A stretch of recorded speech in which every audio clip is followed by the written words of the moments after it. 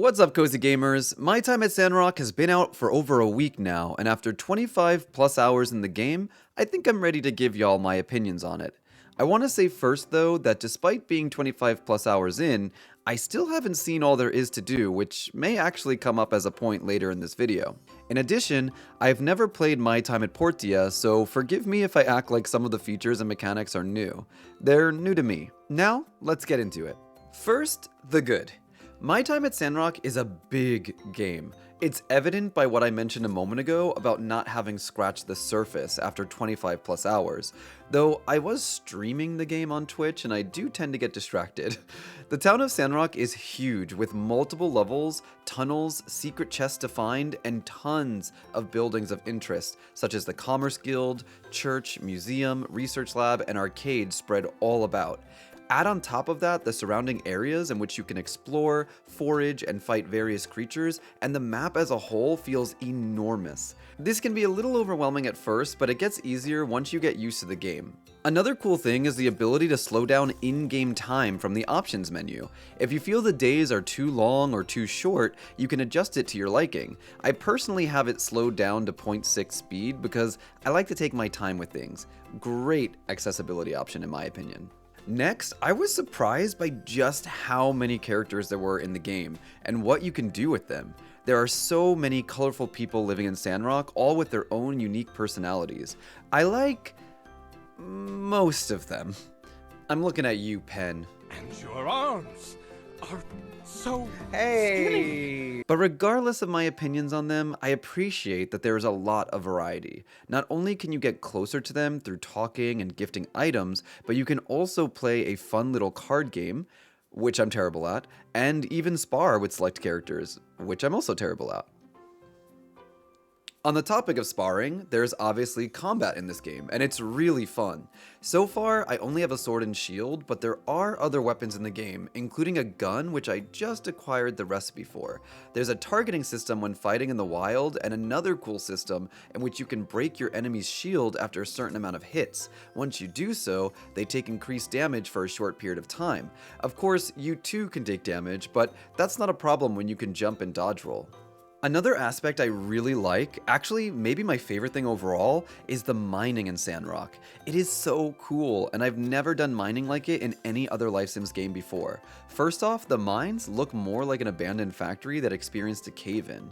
Rather than the traditional mining experience in which you go through floor by floor, looking for a hole that loads into the next level, Sandrock breaks each floor into large sections. On top of that, you get a jetpack that allows you to fly about for a short time to reach ledges or get out of holes. And you get a radar that tracks the exits and any treasure hidden about. Both of these things can also be upgraded. Honestly, it was so cool to descend deeper and deeper, finding treasures that can be donated to the museum. You can even find extra secret doors that will lead you to even more treasure. And the best part, even if you leave the mine, even if a day passes, all your progress in the mines save as long as you enter from the floor you exited. When you go back in, every hole or tunnel you dug up will still be there. I can't express how much I loved this. Speaking of mining and earlier battling, there's also a skill tree feature in this game that covers multiple categories. Not only will your stamina and health increase as you level up, but you'll get tokens to gain new skills too. You can also increase your stats based on the furniture you add to your house. And the last good point that stood out to me was the voice acting, cutscenes, and letters. Weird to group maybe, but they all add a lot of charm to the game. Almost the entirety of Sandrock is fully voice acted, which stuck out to me almost immediately because that's rare for a Life Sims game. And interestingly enough, many of the villagers have completely different accents, which gives the impression that you're not the only person who came from out of town. As mentioned, there are also really nice cutscenes, most of which are tied to the main story, but you'll also sometimes trigger more minor cutscenes just from walking around town. These two things make the game feel more like an action-adventure game to me, which is kinda nice. And the cool thing about the letters is that you can reply to some of them by selecting one of a couple of choice responses. It seems small and it mostly just adds some flavor text to the game, but again, I don't know many Life Sims games that actually let you do this. My Animal Crossing mom probably thinks I hate her after not responding to a single letter in the past 3 years. Okay, now for the bad. I'll preface this by saying that for the most part, I don't think the bad points outweigh the good and make the game unplayable, but they're definitely noticeable and I think worth bringing up. The first being the graphics. I got the game on Switch because I like to be able to play it on my couch or somewhere more comfortable. The first couple of days of streaming the game on Twitch, I had multiple people in chat telling me that the game looked a lot better on PC.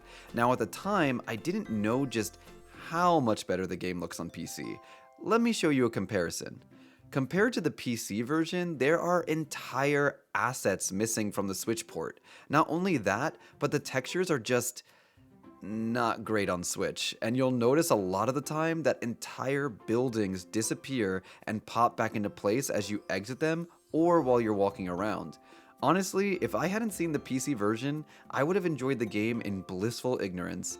Well, other than some weird glitches here and there. But now that I know, it's super hard to ignore.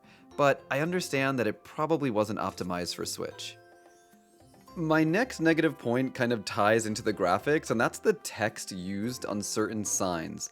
I don't know what they were thinking, but there are multiple instances of straight up Microsoft Word Arial font being used in-game, such as on the welcome sign with your name on it as you pull into Sandrock on the train, the sign above your house, and another sign nearby that says expand. I think it's also used on signs at the shops too. Straight up, these look like placeholders. It's super jarring to me and crazy that they leave something like that in. It might sound minor, but I can't help but laugh at how sad it looks. It's so weird. The next thing I really did not like is the fact that you have to pay a weekly fee to rent a horse for fast travel and to enter the scrapyard, which is where the mines are. That is so gross. I'm sorry, I don't like that. I heard that eventually you can get your own horse, but the fact remains that I don't have my own horse yet, and I'm being charged around 500 goals to rent one for a week. That's a lot of money early game. The entry fee for the scrapyard isn't as expensive, but like, why put the mines behind an in-game paywall? And now the last negative point. The point that I think is the worst offense. I think this game has some of the worst UI I have ever seen. Say what you will, but I went to school for UI and UX design, so I know a fair bit about this and take several issues with Sandrock's. UX design is all about making products intuitive. That means users, or players in this case, should be able to pick up the game and understand how it works, and if they don't, be guided by the game itself via tutorials, etc.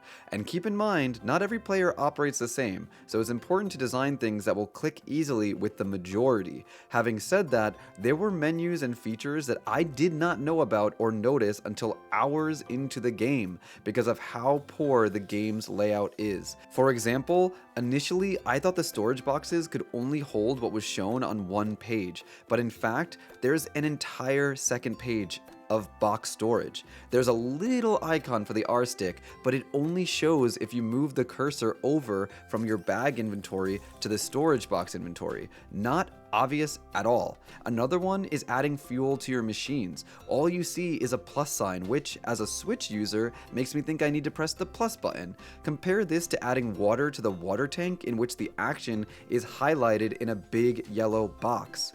Why can't the fuel be like that? Another thing is that in order to see the descriptions of items, you have to press the L stick, but you can't just move the L stick right or left to select items in adjacent rows. You have to press the R stick to jump over to them. It's so weird. These are just some examples, but I found myself surprised and annoyed more times than I've ever been playing a Life Sims before. I'm honestly very curious if it's better on PC, since the button mapping wouldn't be for a controller. All I know is that others in my Twitch chat also didn't know about some of the things I stumbled upon during stream, so it's not just me. Did you guys have issues with this? And that's kind of my rundown for the game. Obviously, my opinions will be expanded once I get further along, but I think this is a good baseline for people who are on the fence about buying it or not. To summarize my opinion, the game is good. It's got a lot of meat to it, so you're sure to get your money's worth. There's a lot of variety, a colorful cast of characters, and a bunch of action and exploration sprinkled in. On the other hand, the game on Switch is not optimized, making both the graphics and the button mapping inferior to the PC port. If you have the choice case, PC might be the way to go. So that's it for me today. If you liked today's video, please leave a thumbs up and comment down below letting me know your opinions. And if you'd like even more cozy gaming content, be sure to hit that subscribe button so you don't miss out on future videos including game reviews like this. Also, check me out on Twitch where I stream 3 days a week. All my links will be in the description box below. Until next time, cozy gamers, stay cute.